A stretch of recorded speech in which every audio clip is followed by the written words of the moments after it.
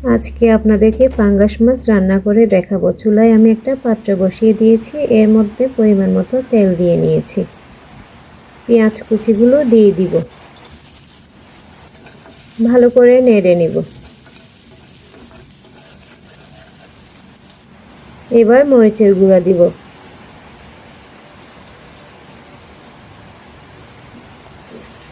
স্বাদ মতো লবণ দিব,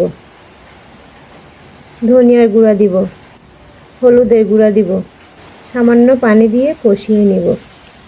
আসলে আমার একটু ঠান্ডা লেগেছে, তাই ভয়েস দিতে একটু কষ্ট হচ্ছে। আপনারা সবাই আমার জন্য একটু দোয়া করবেন। এখন কেটে রাখা কাঁকরোলগুলো দিয়ে দিব, টমেটোগুলো দিয়ে দিব, দিয়ে আরেকটু ভালো করে নেড়ে নিব।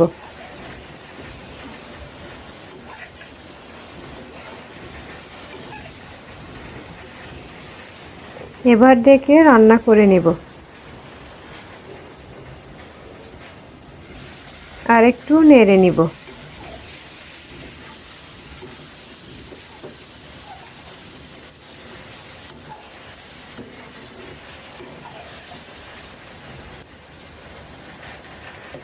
ঢেকে রান্না করে নেব।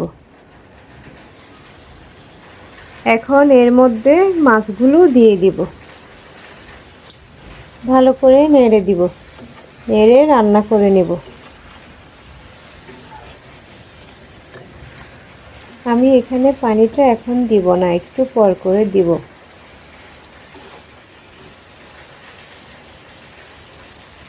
এখন ঢেকে 5 মিনিটের মতো রান্না করে নেব। 5 মিনিট পর ঝোলের পানি দিয়ে দিব, আবার রান্না করে নেব।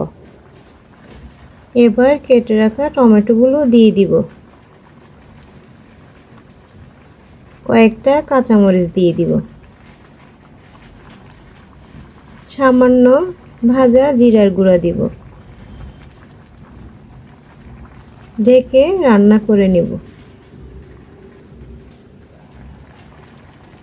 এখন এর মধ্যে ধনেপাতা কুচি দিয়ে দিব, আবার ঢেকে রান্না করে নিব 2 মিনিটের মতো। 2 মিনিট পর চলে আসলাম, আমার রান্নাটা হয়ে গিয়েছে। আমার রান্নাটা কেমন হয়েছে কমেন্ট বক্সে জানাবেন।